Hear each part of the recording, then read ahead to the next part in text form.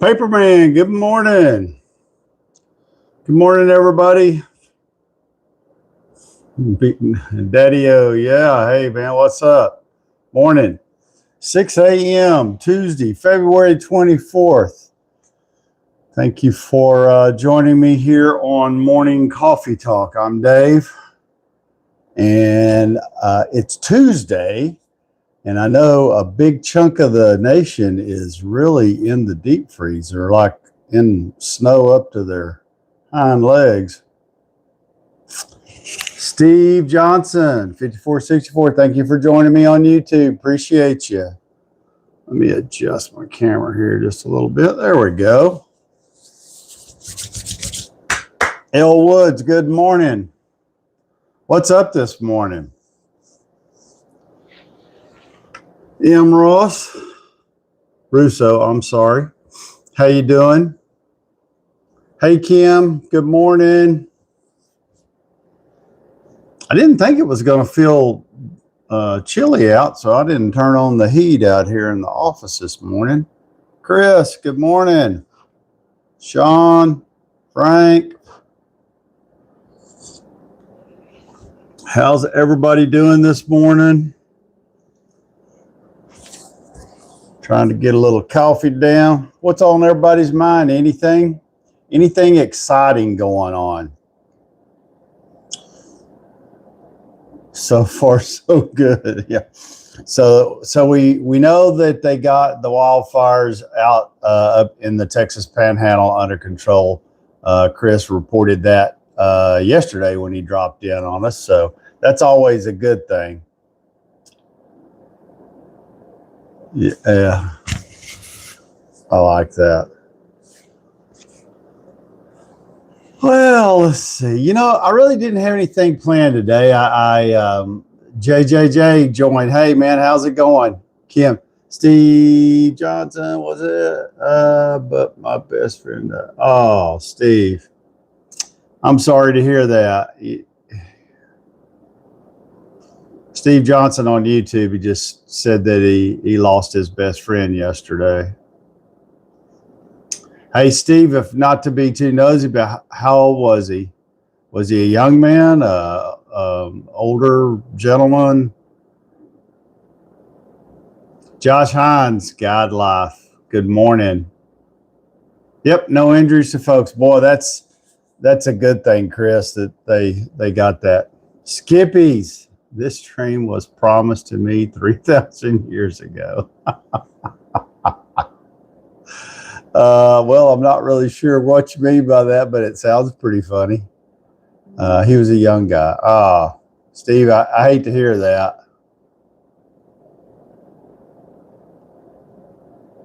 It's tough when we lose someone that's close to us like that.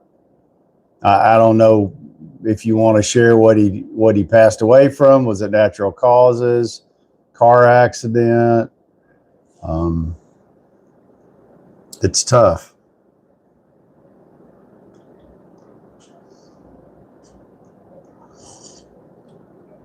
So I have to ask because I'm starting to see new faces on my live on YouTube, and oh my God, I'm so thankful. Chocolate Milk Cat, how's it going? Good morning. Thank you for joining us. God first, then family. Good morning. What's your favorite type of car? I'd say a 1965 Mustang, Ford Mustang is my favorite car. You got ran over.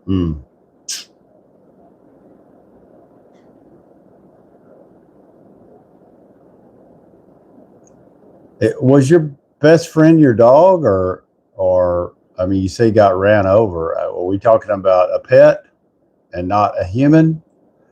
Red chicks. Dave, did you ever release the knowledge is releasing you? No, nothing at all. Wow, you stumped me there. I don't know where you're going with that. Good morning, Chocolate Milk. Love it. Great car. thanks. I appreciate that. Yeah, my friend had a 1965 Ford, had a 1965 Ford Mustang, and it was olive green. And he and his dad rebuilt it. They bought it used. They rebuilt it while we were in high school. That's not what I drove, but I did get a chance to drive his car a few times. His family had a little money. You know, they weren't independently wealthy, but in a better financial situation than I was. I drove a, I had a 65 Chevy pickup with a hole in the floorboard, burned more oil than it did gas, and didn't have any paint on it. And that's what I drove. But I had fun driving it. So that was really all that mattered. And, you know, I don't know so much if you see it now, but I've thought back a lot of times how when I was in high school, other families, you know, parents were better off financially than we were. And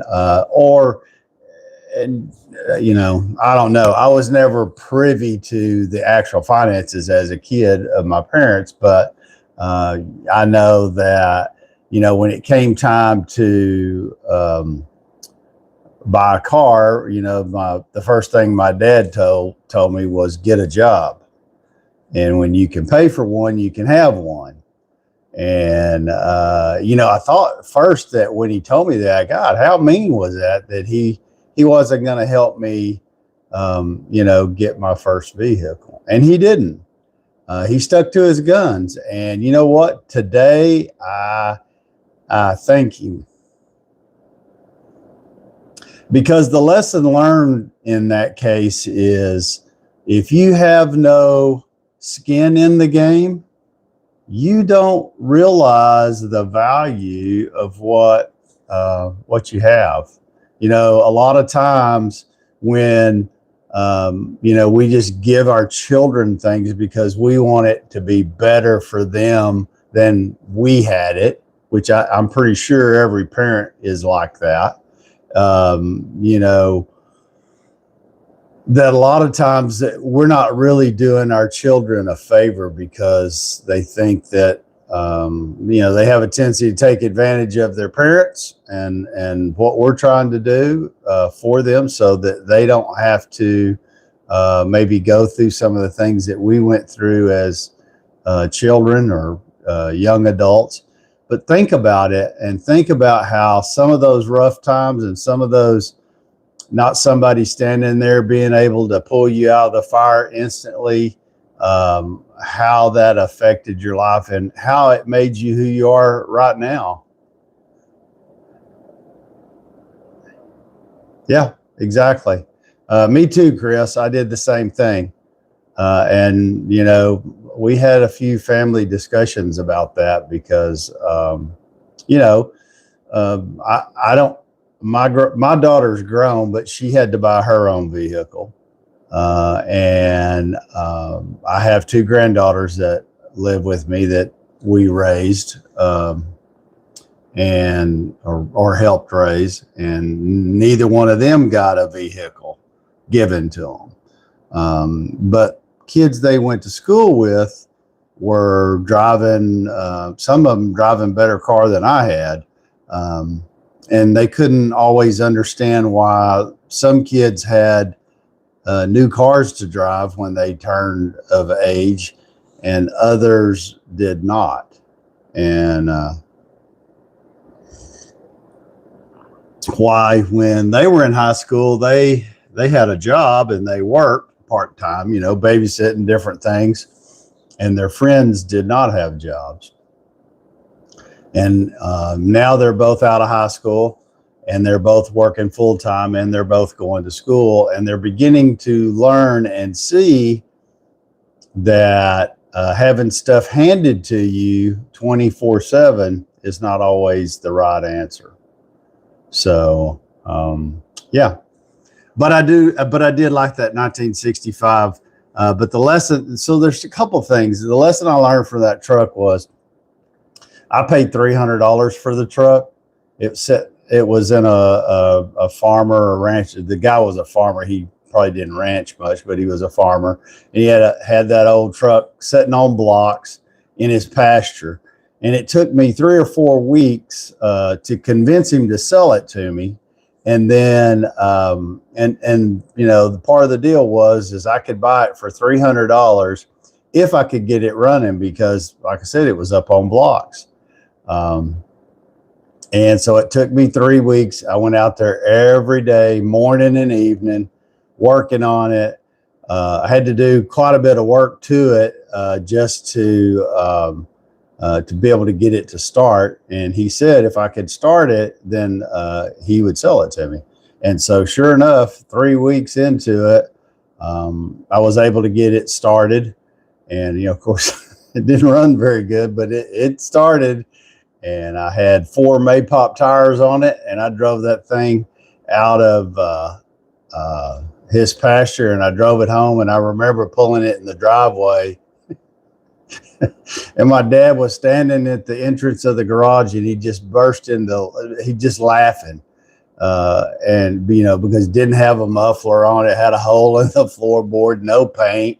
It probably wasn't even legal to drive, but got it home. And you know, then I spent the next 4 years rebuilding, rehabbing, and that. But that truck made me take some auto mechanic classes in high school, which has, and those classes, even though I never became a mechanic, I've done some mechanic work when I was younger, but it gave me an education on, you know, how to do a lot of the you know, simple things like change a battery, you know, change the light bulbs, you know, different things on maintenance on cars that you can still do yourself if you know how to do them. And so there was the lesson, I think, or at least one of them that I learned. So there you go. Story time's over. Okay, let me catch up here with the messages. Good morning, Kelly. Good morning. So let me just do this. If I haven't mentioned you and you've joined the live, thank you everybody for joining. I'm David. I see your names and handles. And so if you're new here, let me know where you're from. One of the things that we do here daily that's free is you get to like, share, follow, subscribe. Tap on the screen, the little heart things. I think those are free too. If you want to join the fan club for my TikTok guys, there's the little heart emoji. You can always, you know, send one of those, and then that will automatically include you in into the TikTok fan club part over here. Unfortunately, I don't know that YouTube has that yet, but they're working on a lot of different things. Thank you for the heart. See, there you go. You know, people don't realize, but those heart things, it helps the algorithm, and they push the live out.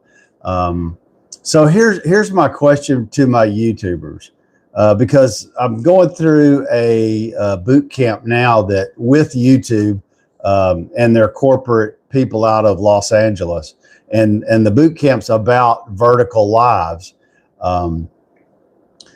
Where did you find this live? Are you finding it on the shorts feed and then just stopping by to see what it is?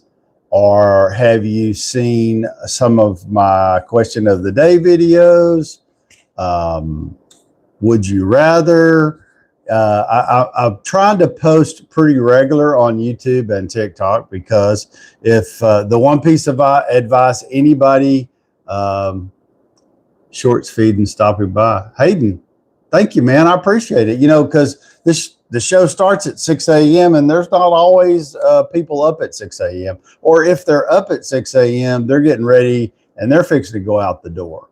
But the one thing I want to tell everybody about the live is, because we are streaming this on TikTok and YouTube at the same time, YouTube turns this into a full-blown video.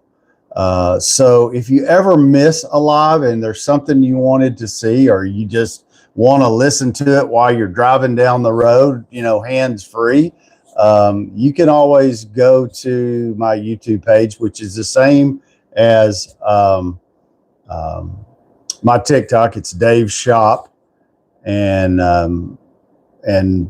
you can go to the lives and you can listen to the entire live conversation, just as if it's a podcast. And just so you know, I had to ask, what's the difference between going live and a podcast?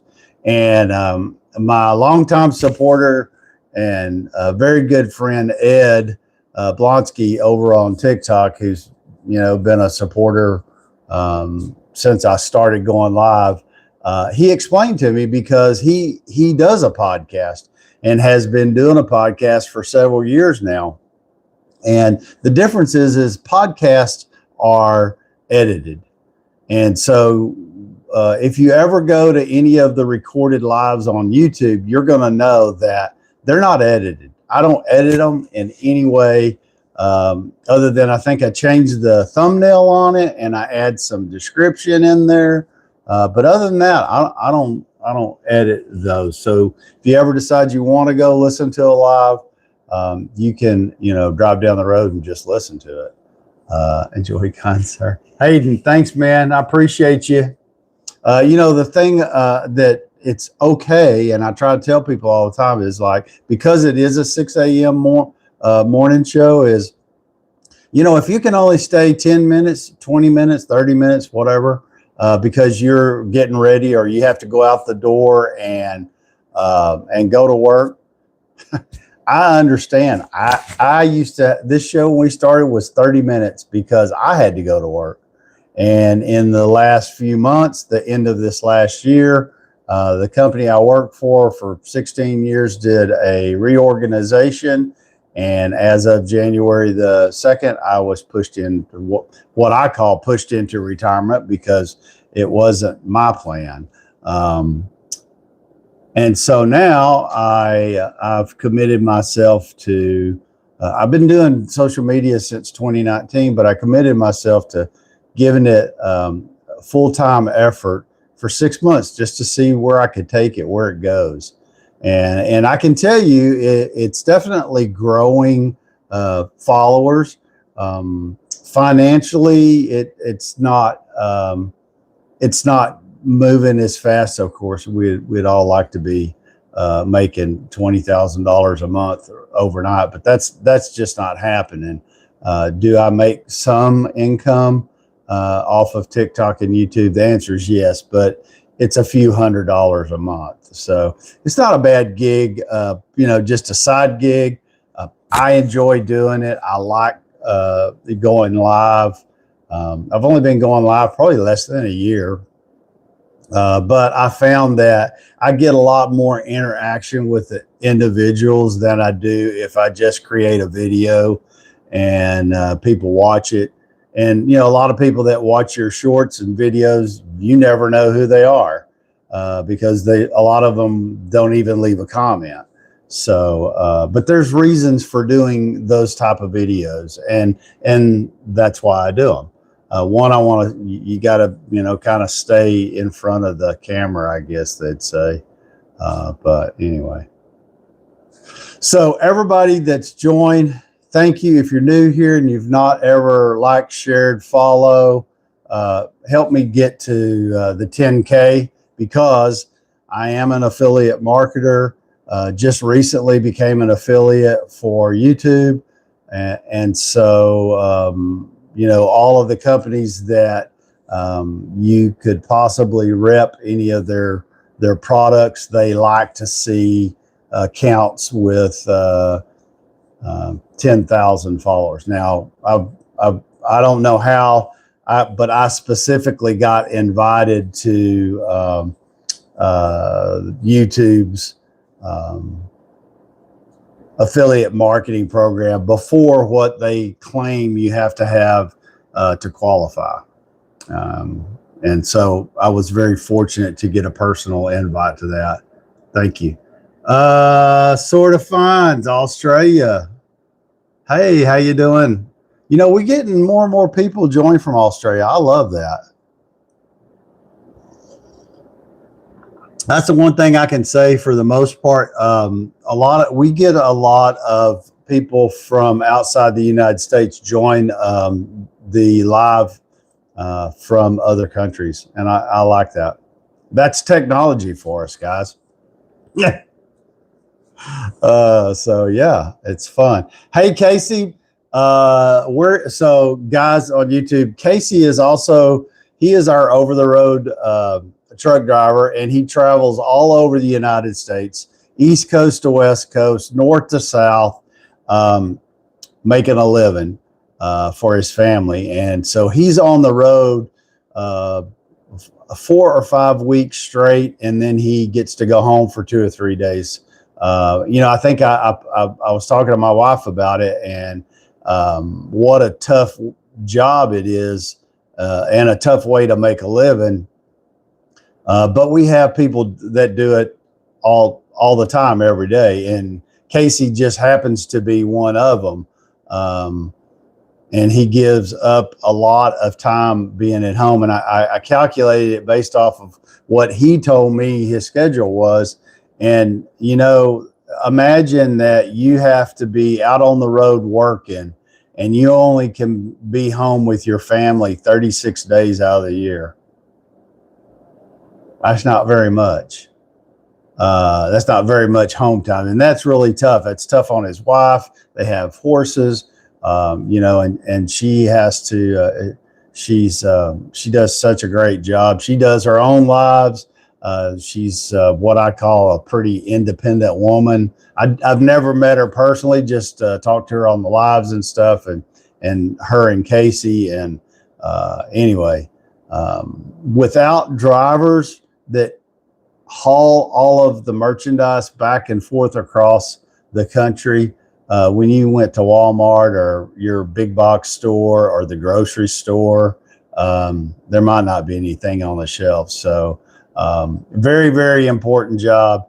And so Casey reports in back and forth what part of the country he's in. And I know he was on the East Coast, but then had a load going to the West Coast. But then he'll pick something up in the West Coast and come back the other way. And this winter, he's been in some pretty gnarly winter storms out there on the road. So anyway,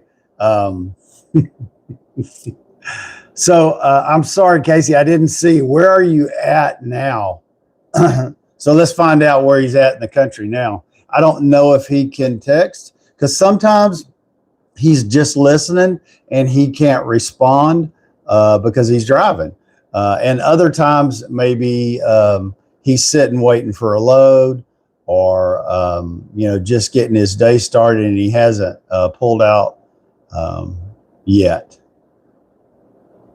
But anyway, so I don't know if I don't think Casey has a YouTube page that I know of, but he is on TikTok. And if you happen to be on TikTok, go find Casey and give him a follow. He usually does his lives at night after he's worked all day, and that's his time to reconnect with his wife and friends, and they talk about the day, and he shows you stuff about what it's like to be on the road living. Thanks for the fan club join. I appreciate that.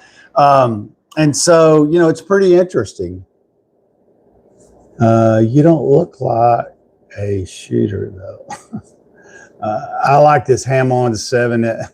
I don't know if you're if you're trying to be funny, or if you're a bot or what. I'm not sure where you're going with that.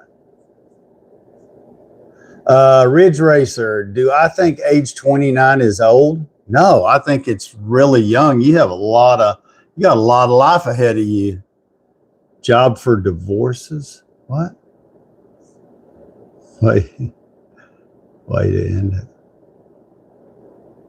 I'm sorry, guys. I'm just trying to catch up on some of these. Navy girl, hello. 1942. Now, man, I'll tell you what, I have tons of respect for anybody that was alive and either in the military or out of the military during World War II, because I want to tell you, and I know they call it the baby boomers, and I'm part of that. Another big group's Gen X too. But I want to tell you, people during World War II, you think we have it tough now? We don't have a clue. Trust me. Families were torn apart. Wives were left in the States and didn't see their husbands for months, sometimes years. Didn't always know where they were at, and they were, out fighting World War II. So a lot of lives lost, a lot of sacrifice during that time. And, they call it baby boomers because after the war was over, all the men came home, and so boom, population explosion. And so that's why they call us the baby boomers. And the baby boomers, you are right, Louisville fan. The baby boomers did not serve in World War II. I'm not talking about the boomers itself. I'm just talking about the people that served from 42 to 45, 46, that era during World War II. The boomers were a result of the end of the World War II and all the men coming back home. It's really funny too. Another just random subject that I stumbled across this morning, and if I don't know if you like farmers and ranchers, or you don't like farmers and ranchers, or what you think, or if you don't really have an opinion about them at all. But we all go to the grocery store, and we all have seen beef prices just skyrocket. And one of the things that causes a lot of that is in the United States, the cattle herd is the smallest it's been since 1951. And that's not a good thing, guys. There's, and the fact that there's 2 or 3 big corporations that control 80% of the beef, and the beef pricing here in the United States. So, I don't have an answer. What do we do to help our farm and ranches grow and grow our cattle herd to control our beef prices? Part of that too is, dear God, I hope we should never depend on a foreign country to feed our country, to feed the United States. Because if something went wrong, man, wouldn't we be in a world of hurt? So, I don't know if you have any control, or you have anything that you can do to help support a local rancher, raising beef or any type of production, farming. I think that if you can, you should, because our farmers and ranchers, without them, we wouldn't eat. There's a lot of things that we wouldn't do that they provide. Lord Scone, good morning. Thank you for joining us this morning. So if you have that ability, I'd say use your voice.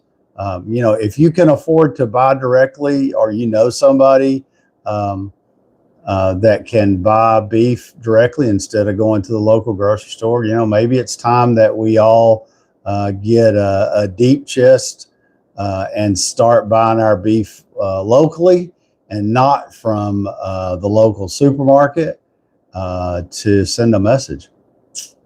I'm personally now trying to get 2 or 3 families together, and where we could go in and buy a half a beef from a local raiser here.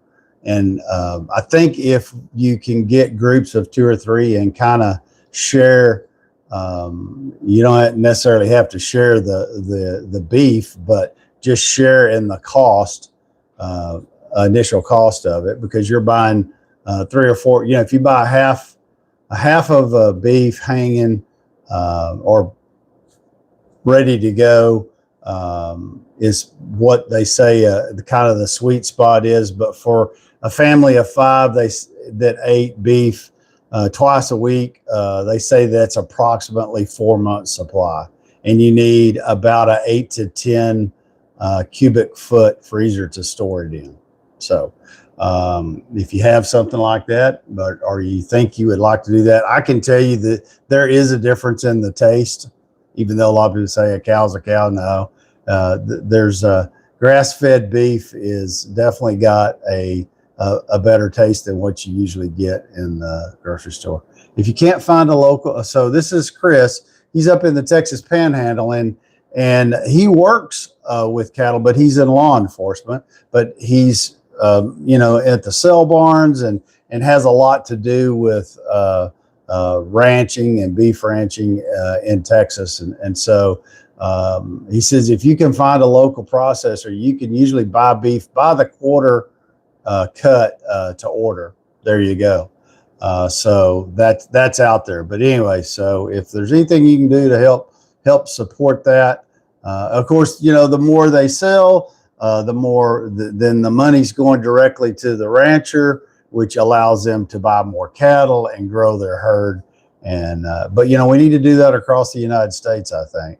And then that leads into the subject that we were talking about yesterday about data centers and technology. And you're seeing this explosion of data centers pop up all over the United States. And these data centers require tons of electricity and tons of water. And for some reason, they're putting them in areas that already are strained for power and strained for water. A lot of places are in drought conditions already. And these data centers use 49 billion gallons of water a year. And I'm not saying that there's other industries that don't use it. I'm just saying, be aware, read about it. If it comes to your town, I can tell you what they're going to do. They got deep pockets, and they pull out a bunch of money, and they're going to offer it to the city government. Philip, thanks for the follow, man. I appreciate that.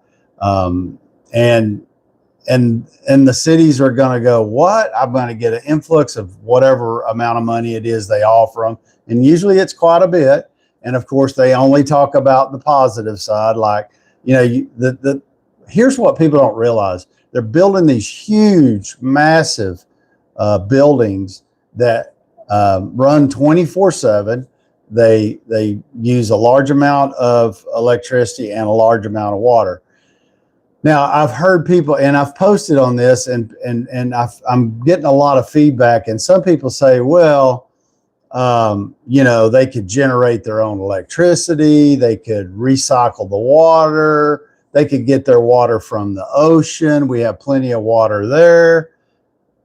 You're right. They could do all of those things, but that's not what they're doing. Here's what they're doing. They're going to these small towns that, you know, could use the financial growth and boost, and not just small towns, but big towns, big cities too. And they're offering the city government a lot of money. They're taking it. You're not seeing any of it. It ain't going to you, because we all know how the government manages our money very poorly in most cases. And what happens is your electric rate goes up, your water bill goes up. Why? Everybody thinks it's because we have a shortage of water. No, it's because we have a shortage of plants to handle all the sewer and the cleaning of the water. All of that is not there. So that means the city has to turn around and build out those facilities to process all of that water, that wastewater. And when they do, it always falls back on homeowners. And even if you don't own a home, even if you rent, that's why you see the cost of rent going up, taxes go up. your electricity rates go up because there's more power. Now, a lot of these data centers are saying, well, we're going to have solar power. Well, they're not putting solar power on your house, are they? Nope. They're going to have some solar power to help offset that, but they still guess what? If it puts a strain on the grid and the power goes down, they're considered essential. Your house is not essential. So if you have a freezer and refrigerator full of food and the power goes out and it's out for 3 or 4 days and you lose all that, yeah, that's on you. They're not going to cut the power to that data center, though. You can bet your butt on that, because they made sure that they're classified as an essential part of the business to keep things going. So all I'm telling you is, if it comes to your town, pay attention. Talk to your local, talk to your state representatives, talk to your local city councils. Don't be sucked into just letting them do whatever, because I can tell you, you're going to regret it. It's already happening. The train's wide open and it is running, and it may be too late to stop. I'm not saying that we should stop growth. I'm saying that this needs to be controlled, because it is out of control. And the people that are pushing it got big money. And if everyone doesn't stand up and say, whoa, wait, let's talk about this. So how about this? You're a data center. You're going to come to our town. You're going to put a strain on our water supply, our electrical grid, especially in Texas, because Texas has its own electrical grid. What are you giving me? Oh, we're going to give you $130 million. Okay, well, who are you giving that to? We're giving it to the city. Well, I can tell you, the government wastes money. You're not ever going to see a penny of it. If it didn't affect your electric rate and made your rates go up, if it didn't affect your water rates and make it go up, I'd say great. I can tell you from experience, my electric rate is doubled, and so has my water bill's probably tripled. And all of it's because we have data centers that have popped up all around us for demand, and the city doesn't have the place or facilities to process all that water. And so guess who gets to pay for it? The homeowners, the people who are paying rent inside the city. But I can tell you what the city is doing. They're building a Taj Mahal of city offices for themselves. These offices are so big that, I mean, it's like people look and they're like, what? This city is a city of 60,000 people, and they're building a city hall like they were San Antonio or Austin or Dallas. And where do you think that money came from? A big chunk of it came from these people pushing data centers. So if it comes to your town, be aware, because, and it probably is. Anyway, there's my rant and rave about data centers and our local ranchers and all that fun stuff.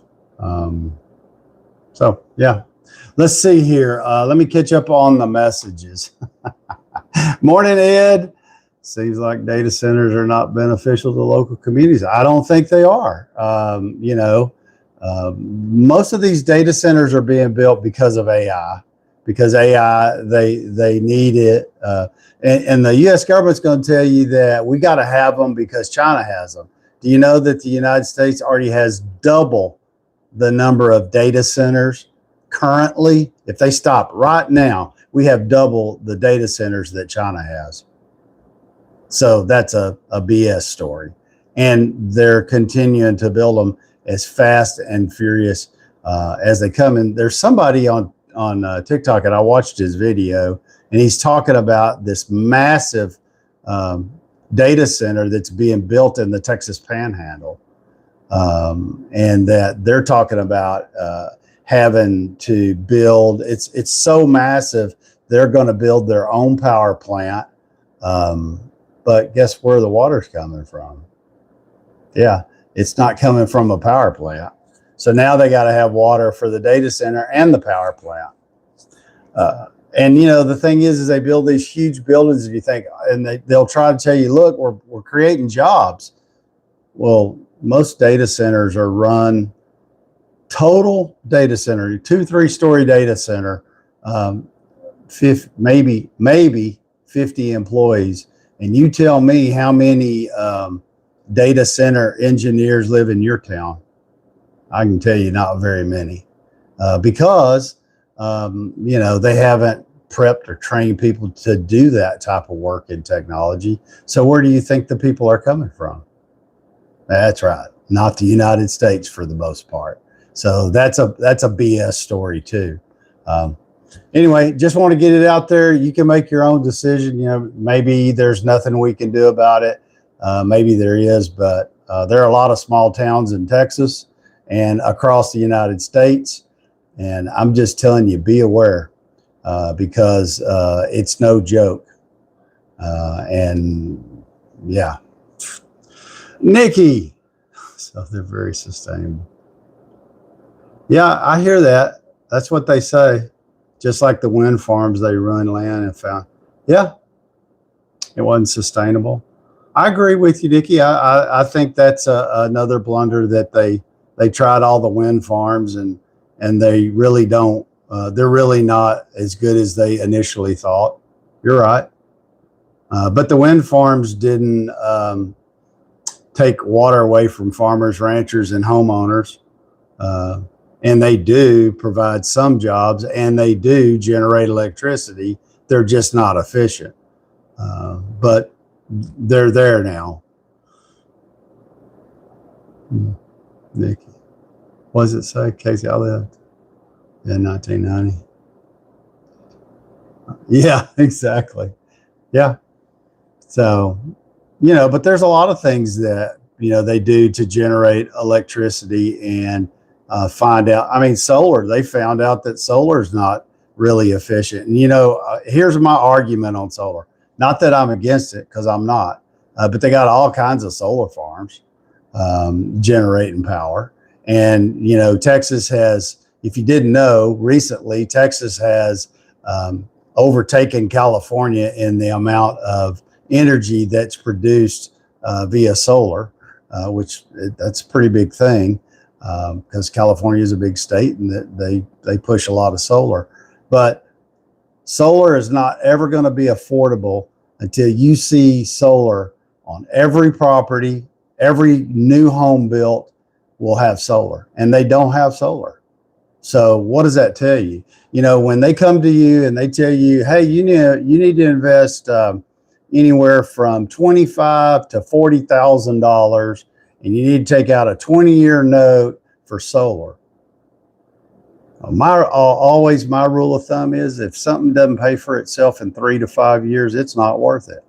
And solar is not worth it at those prices. Now, granted, I think, and I don't think there's enough education out there to the general public to be able to make a good decision of, okay, so you got 3 solar people selling solar. All of them use a different panel. Which one do you buy? Which one's most efficient? You don't know, because they don't tell you. Each one of them is going to tell you it's their panel that's the best.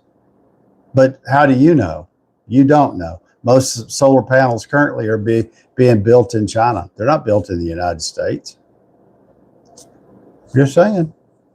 I'm not saying it's a bad deal, but maybe these data centers, when they come to your town, should have to put solar on, you know, I don't know, everybody in the city limits that they're going to serve, so that their electric rates aren't affected, like up. Maybe they go down, but you don't see them spending money doing that. Just saying. And, you know, if they want water, we have oceans, East Coast, West Coast. We got water go out the wazoo. Why aren't they on the coast building plants to remove salt from the water and drawing the water and putting pipelines in? Oh, that would create jobs. That would give you a pretty good source of water, and it wouldn't affect the local economy like that. But you don't see them doing that.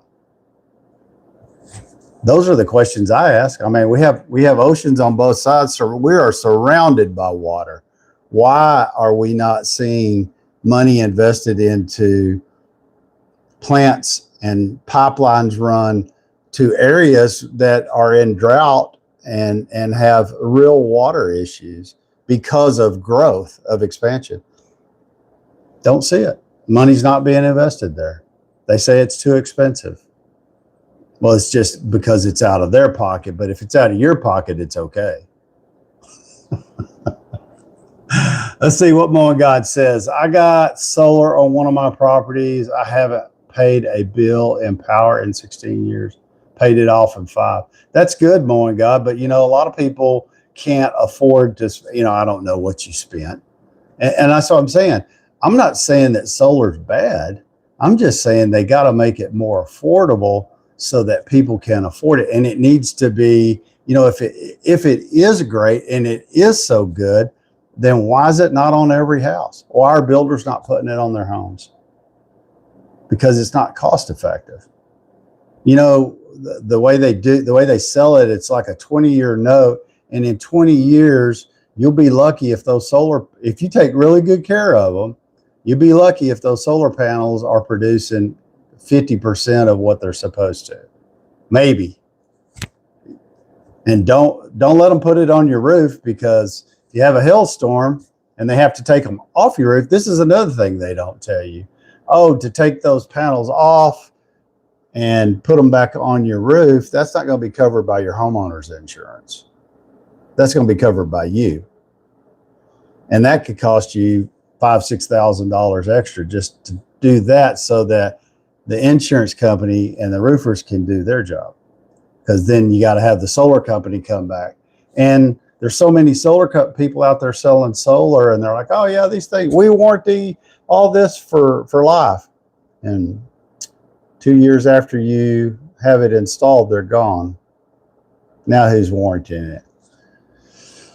Still a lot of things to think about. I'm not saying that I wouldn't have solar, but I would never let them put it on my house for that very reason. And I mean, I've talked to multiple roofing contractors, and I've talked to a lot of different solar contractors, and they put it on the roof because that's the most convenient place to put it.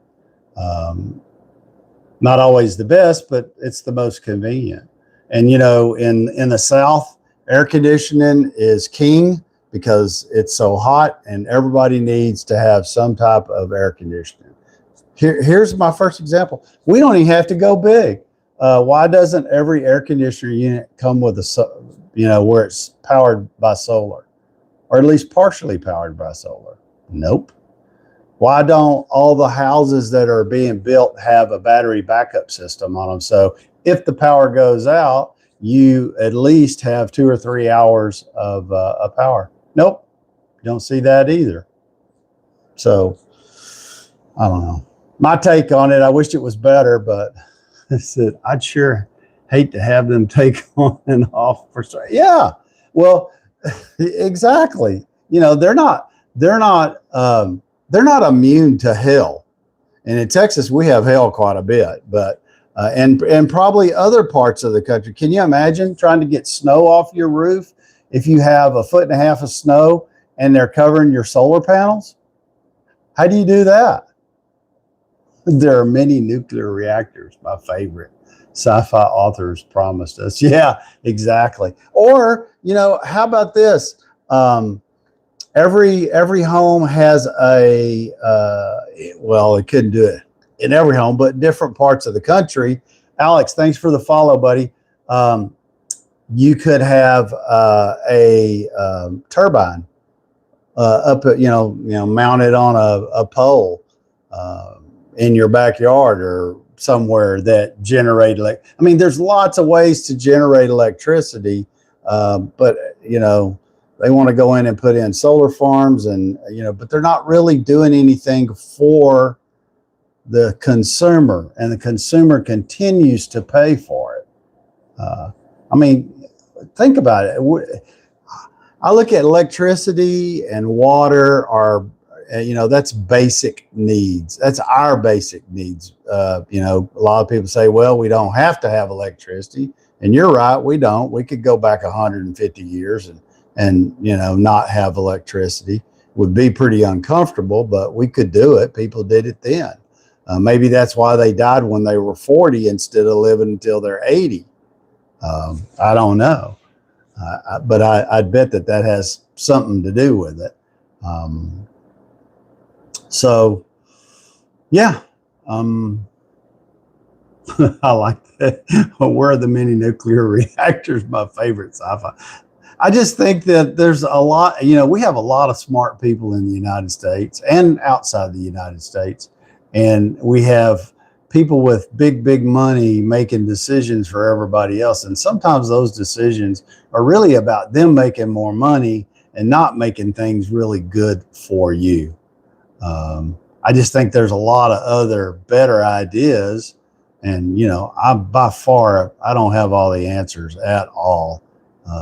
But I think people have gotten lazy and they just don't question anything. And then when it's too late, they're like, oh crap, I didn't know that. Well, you didn't know that because you didn't make yourself aware of what's going on around you. And part of that is because we're all working, trying to raise families, keep our heads above water, trying to figure out how we're going to buy groceries next Friday. I see all of that. Was this Pro Folk 22? Solar farms are great. I don't think solar farms are bad. I'm just saying, when are they going to wake up? And so here's a perfect example. When you started, because you do see a lot of homes, especially in the more populated areas, with solar on the roof, right? And, they sold these people all of this, like you're going to be able to sell power back to the power company and you're not going to pay a penny and you'll never have electricity bill except for that 20-year loan you got. You now have a $300 or $400 a month payment for those solar panels for the next 20 years. So really, have you saved any money? No, you just paying it to a different person. So you say, well, I didn't pay electricity bill, but you had to pay for the solar panels. So that's kind of a wash, maybe. You may pay more. The thing about electricity is there's peaks and valleys. And so there's certain times of year you pay more for electricity and other times of year you pay less for electricity because you don't use as much. But with solar panels and that 20-year loan, you pay the same amount winter, summer, spring. It doesn't matter if you can open all your windows or you have to have them all closed and run the AC unit. That doesn't matter. You're going to pay that full 3, 4, 5, whatever the monthly payment is on the 20-year. Well, what about all the poor people, or what about the people that have bad credit? Oh, well, they can't get solar, or the government will want you, the taxpayer, to pay for it for them. Nikki, they lose money, right? The people selling it don't lose money. They're not a solid investment as far as I'm concerned for homeowners. If they wanted to make it affordable, imagine this. This is what the power companies did when these first came out. It was a 1-for-1. If you produced more power than you used, you got to sell it to the power company for the same rate that they sold it to you. So if they're charging you 14 cents a kilowatt hour, you got to charge them 14 cents a kilowatt hour. And so it was called zero-based metering. So basically, yeah, you didn't pay anything. But the power companies said, wait a minute, wait.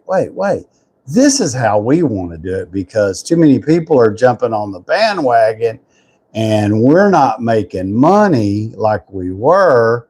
So here's what we're going to do. We're going to pay the homeowner who has solar 1 to 3 cents a kilowatt hour, and we're going to charge them 15. You think that's a fair deal? Because that's what they're doing. There are some now that will just do like a credit. You never get, you don't get a check every month. And you know, when they first started selling that, they're like, oh my God, this is a money-making deal. You're going to make so much money from your electricity. It's going to pay for the solar panels. Wrong. And, you know, at first it was, you know, people were making some money and the power companies were paying them. But that's not the case anymore. And there's only a few companies that do it zero metering, where it's like, we're not going to pay you any extra. You're not going to pay us any extra. So if you produce more, you're just going to have a zero electricity bill. So yeah, anytime something's good for the consumer, you can bet the big boys are going to change the game so that it benefits them and not the consumer. What kind of name is Beatrice? I'm missing out on some conversation. Why don't we just start teaching our kids again when we save a lot of money in investigation expense? Oh, I don't know. What happens if we stop making my payment on my panels? Yeah, exactly. Well, then you got bad credit, and let's say, wait a minute, bad credit. Let's see how that affects you. Pay higher auto insurance. You pay higher homeowners insurance. You can't buy anything. So then you can only get a credit card that charges you 30% interest. That's a good deal. Have an excellent time to go. Ed, you always make a difference. Thank you for joining us this morning. Have a blessed day, buddy.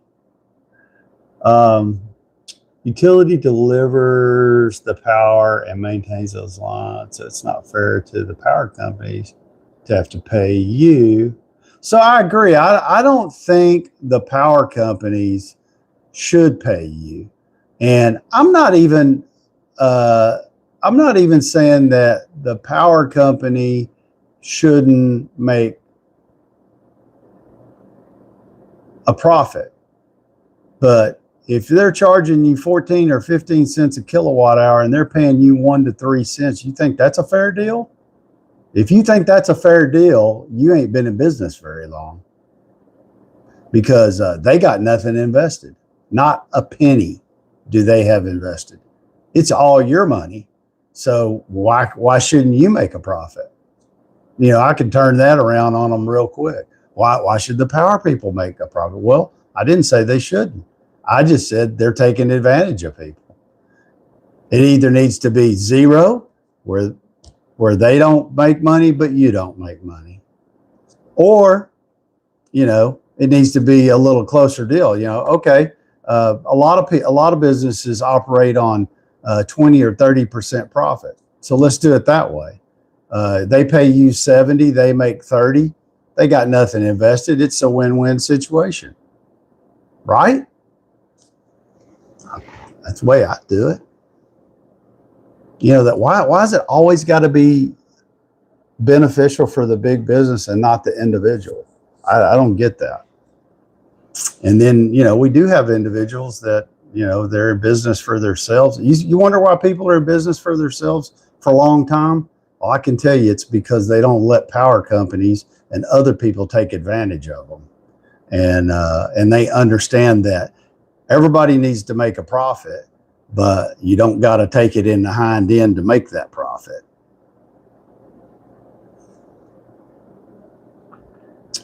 And, you know, guys, I just talk about this because these are things that wake me up in the middle of the night. And maybe, you know, when I was younger, I just didn't think about that stuff. But now I do think about it. And what I'm saying is I don't think enough people think about it. And so I bring it up in discussion because I want to see what other people think. Because I think a lot of people think about it, but do nothing about it. Here's another perfect example. We change clocks. We've been changing our clocks forever and a day, back and forth. And you hear people complain about it. They've done all kinds of studies about how it doesn't make any difference. But they continue to do it. You know why they continue to do it? because the congressmen, the people that we elect or supposedly elect and put in those jobs, have to change not laws, but a law, one. And they can't get that done. All these years, they can't get one thing done. I mean, but they get their paycheck every day. And if somebody asks you to do something, just one thing, and you just like, yeah, I don't think I feel like doing that. I'm not going to do that.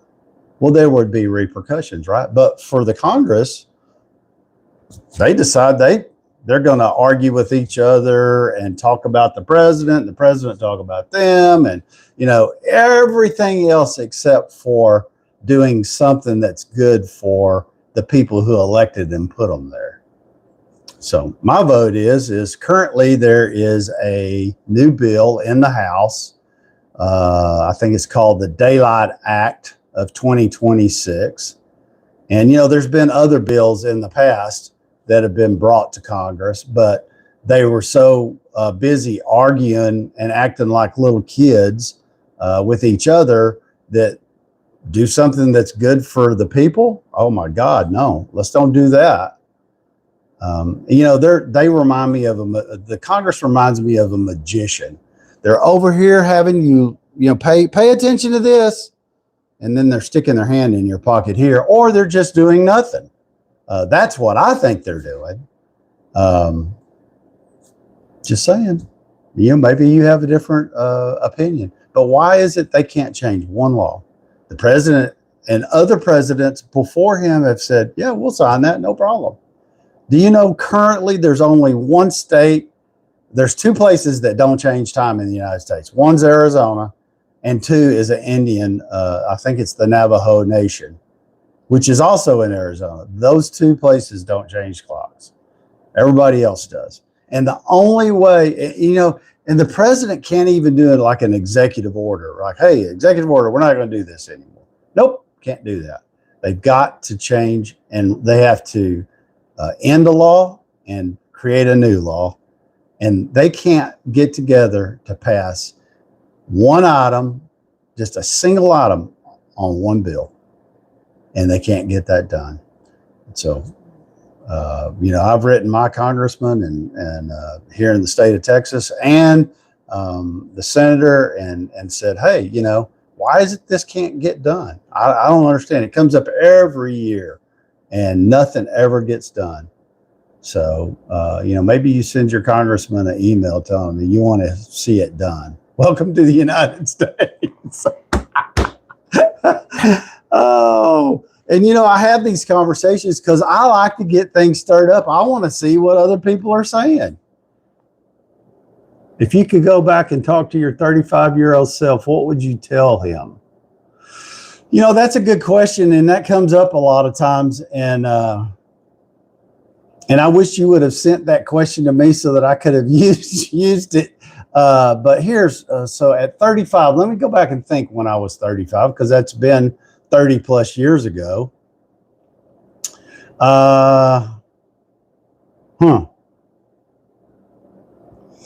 Here's what I would have told myself at 35. You should have started saving for retirement when you were 18. You want me to get on that subject?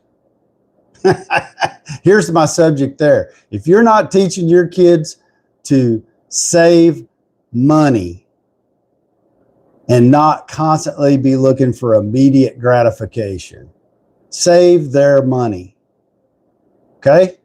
Teach them how finances work. Because if you leave this earth and you don't teach your kids anything else, teach them how to manage money. Maybe you're not a good money manager. I don't know. I don't think I'm perfect by a long shot. I didn't start saving it. I always saved money, but I didn't really understand about saving money because coming from baby boomers, our parents had pensions. We don't have pensions. There are a few still out there, government pensions, county pensions, some cities, school districts, But for the most part, we don't have pensions. We have 401ks. And one of the reasons they developed those is because cities and counties and they weren't managing the pensions, and people would work 35 years. They'd start to draw their pension, and through corruption and mismanagement, the pension would go bust, and the government kept having to step in and try to bail them out, but people got hosed. And so that's why the only places where you have a pension currently are very well managed pensions. So they push everybody to 401ks, and all the companies love it because now the companies are not responsible for managing a pension system along with running their business. And I can see the pluses and minuses to that. So, but where does that put the onus? So it puts the onus on you as an individual to prepare. Do you realize less than 3% of the United States population has $100,000 saved for retirement? Less than 3%. What is that telling us? We're not teaching our kids how to manage money. We're not teaching them to save. We're teaching them immediate gratification. You got some money, spend it. I'm just saying, teach your kids to save. Probably the one thing that in my family, I'm not the only person who has contributed to retirement and savings and all that, but I'm the one who has guided the family to where we are financially. Am I independently wealthy? No, not by a long shot. Am I better than financially? Am I better off in retirement than probably? I think I could safely say better than 50% of the population of the United States right now. And it's all because I saved and invested my money. And a lot of people, they'll get a 401k, and the first hardship that comes up, they're taking money out of it. It's hard to explain to people that when you invest money like that, you got to leave it there. You can't touch it ever. Because when you start taking money out, I've heard the argument, oh, well, I'll pay myself back 6%. But what they don't tell you is you just lost the compounding of that money for the length of time that you paid it back. And the compounding would have been way more than 6% that you're paying yourself back. So, yeah, time to go do chores. Head out. Y'all have a great day. Hey, Chris, thanks for joining us this morning. I'm sorry, I feel like I've done the majority of the talking, but what I'm seeing is that people they're interacting and they're posting stuff, and that's kind of what the live's about. Not just about me ranting and raving about things I like or don't like, but I want to ask questions. I want people to engage and think. But again, I'll tell you a story. That. What we've had probably over the last 16 or 17 years that we've had probably more discussions or arguments about is about me trying to convey that you need to save and invest your money. And I did a poor job with my own daughter, but I did a much better job with my granddaughters. And I wasn't sure that I was getting through to them until the other day. My two granddaughters thought it would be, we had ice on the road, but it was clearing up, and they didn't ask. And they thought it would be a good idea to run to Taco Bell and get some lunch or wherever they went, someplace close. And in that process, they hit a patch of ice. I don't know all the details because, it was given to me as, it was just a little fender thing. Well, it didn't actually damage the body of the car in any way, but it bent a steel wheel, ruined the front tire. And so they had to have that stuff replaced and a front end alignment. That was $400 or $500. And they thought, okay, we're good. Little minor deal. No. They weren't good. Ended up another $1,900 because they damaged the front spindle and the wheel bearing, and all of it had to be done. And I didn't pay for it. I made them pay for it. And let me tell you, there was lots of tears over that, and some heated conversations. But they needed to learn that when you're giving advice like, "Hey, stay off the roads when it's icy," because you never know what's going to happen. And especially, I mean, the chances that something could happen in bad weather are greatly increased. And, you're 18, 19 years old. You don't have that kind of driving experience. And I don't care if you're 50 years old, you don't have that kind of driving experience. Stuff happens. You could hit a patch of ice, lose control of the car. Luckily, they just hit a curb and nobody else. And that's all it did. But what they didn't do is they didn't listen to experience. And I know kids don't always listen to what you tell them. But it was a hard lesson to learn that they both had to pay for it, because I wasn't paying for it. I made them pay for it. But I can tell you this, and probably the one thing, and I didn't know because I don't look at their bank accounts all the time, but both of them had several $1,000s saved in a savings account in an emergency fund. And they both said, "Well, thank God you told us that we had to have an emergency fund." I didn't even know they were listening. And so I can tell you, I was pretty proud about that. So, if I leave this world tomorrow, I know that at least both of them understand that it's important to have an emergency fund. And I know people struggle. When I started investing, I was putting $25 a month because that's all I could afford. I was working 2-3 jobs. I couldn't afford more than $25 a month.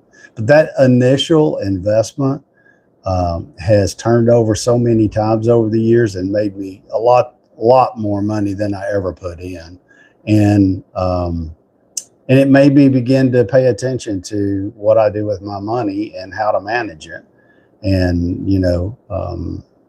went through job loss and recently, and, I had to think about how thankful I am that I'm much better prepared than some of the other guys I worked with. And so, so if you leave this world tomorrow, teach them 2 things. But the number one thing, teach them about finance. Teach them that, I don't like that we have to have credit, this, that, and the other, and that it affects everything. But that's the world we live in. So you need to have credit. You need to live within your means. You need to have savings.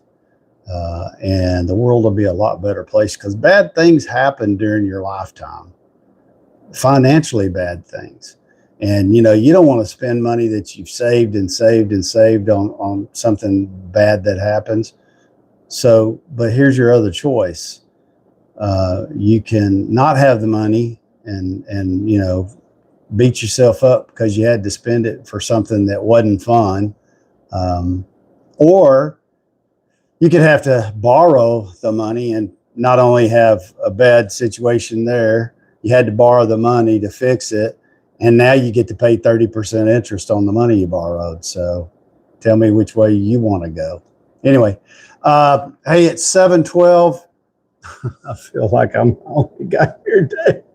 Woke 1977. Actually, you're not. There are 4 other people. User 908 just joined. I don't know. That's kind of my take on some of that stuff. You can give us your favorite quote in life, sir, because I'm still figuring out my life currently.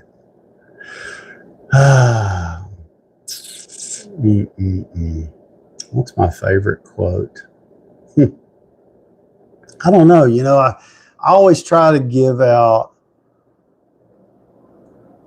advice based off of the things that's happened to me personally. I'm fixing to be 67 years old. Maybe you're 20, maybe you're 25.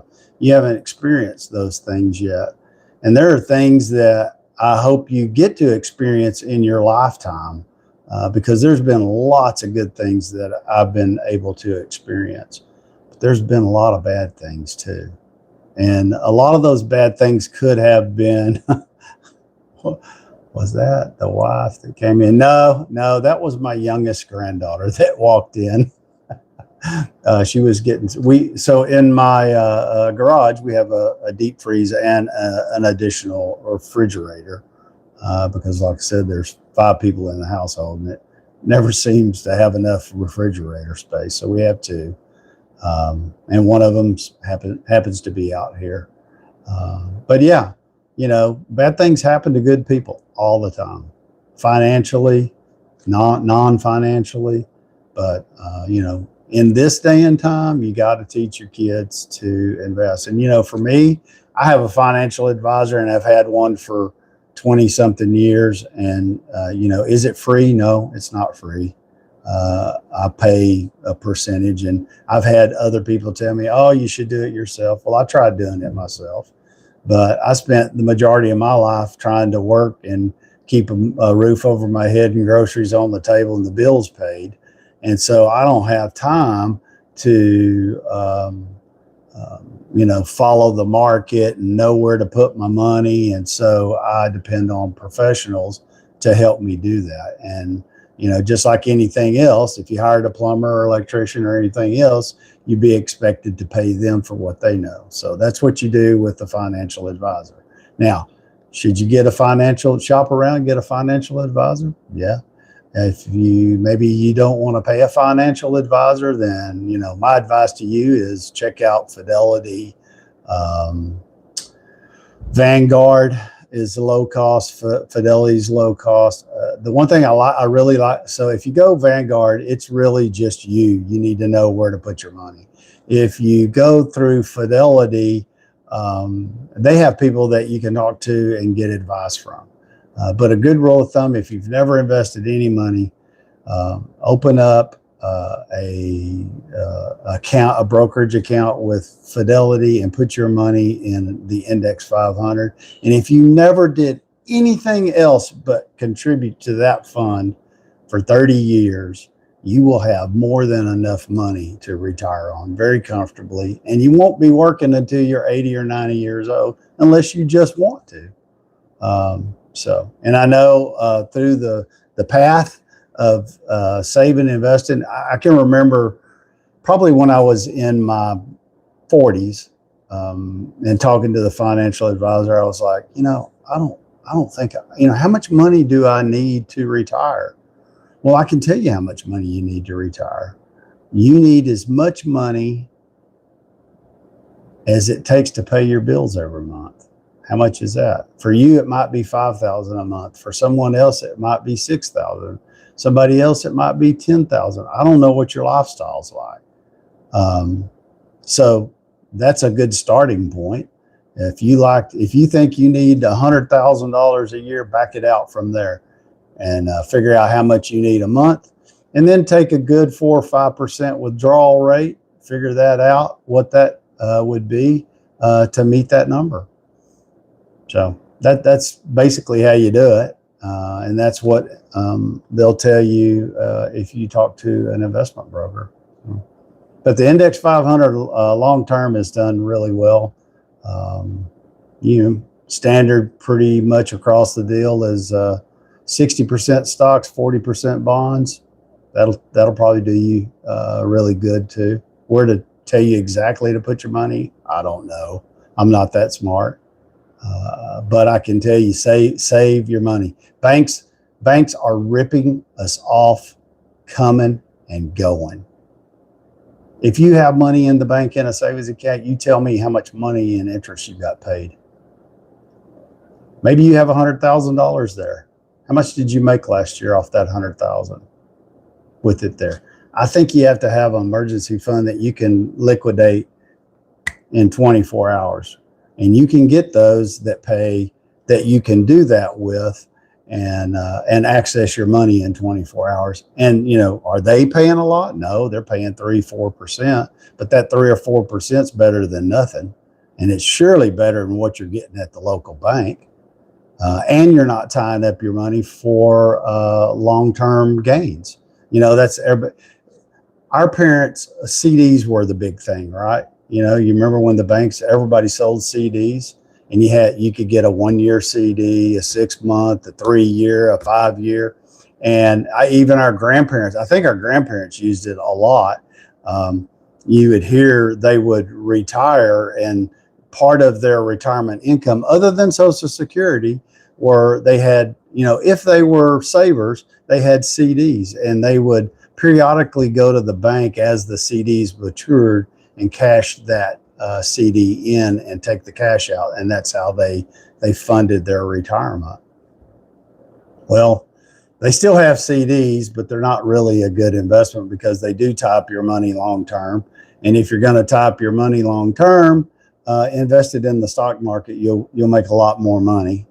And don't watch the market all the time, because when you're saving for retirement, it's the long game that counts, not the short game. In the last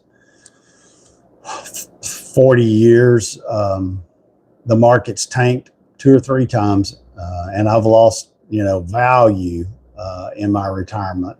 So one time as much as 40%, and it took years for it to recoup. So, but what if you get on a 30 or 40-year stretch where it just dips like this, but continues to grow? And, everybody said $1 million was hard to get to. In this day and time, with what a lot of people make, incomes, you can get to $1 million pretty easy. Because I think most families of 3 or 4 can live on $100,000 a year, and not be broke or not be able to pay their bills, but they could live on $100,000 a year. And a lot of these people are making $250,000 a year. How much could you save if you were making that? Maybe you're closer to me. You're making, 50,000 or 60,000 or 70,000 a year. Maybe that's all you make. Save some. Have it, 2 things you should have currently. You should have a 401k. If nothing else, you should have a 401k. And if your company offers a Roth, which is, you can have a Roth 401k too in a lot of companies now. Definitely put money in the Roth. 401k, my advice would be is if your company matches 5%, you put 5%. That's 100% profit, guaranteed, no risk on your part. Secondly, anything above 5%, you put in the Roth. Now, you're going to pay taxes on that money before it's deposited in the Roth. But any money that Roth makes from now until whenever is tax-free. It's tax-free when you draw it out. And anybody that thinks taxes are going down are highly mistaken. Taxes will not go down in 30 years. They'll probably go up. If you have a Roth, you can draw that money out anytime you want. No penalties, no taxes. Now, they'll tell you that you can't draw money from a Roth unless you've had it 5 years. But what they forgot to tell you is any money that you put in there, you can take out anytime. Any money that Roth makes has to be there for 5 years. But your money, you can use a Roth like a savings account. And that savings account is going to pay you way more than the bank would ever do.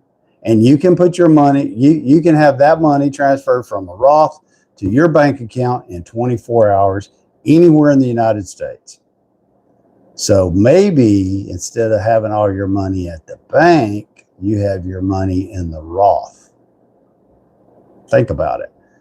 And of course, the government limits how much money we can put in the Roth. But if you're having a savings account and it's an emergency fund, you could probably at least do the max. And as you get closer to retirement, they bump it up and you can even put more in there. So anyway, hey guys, it's 7:23.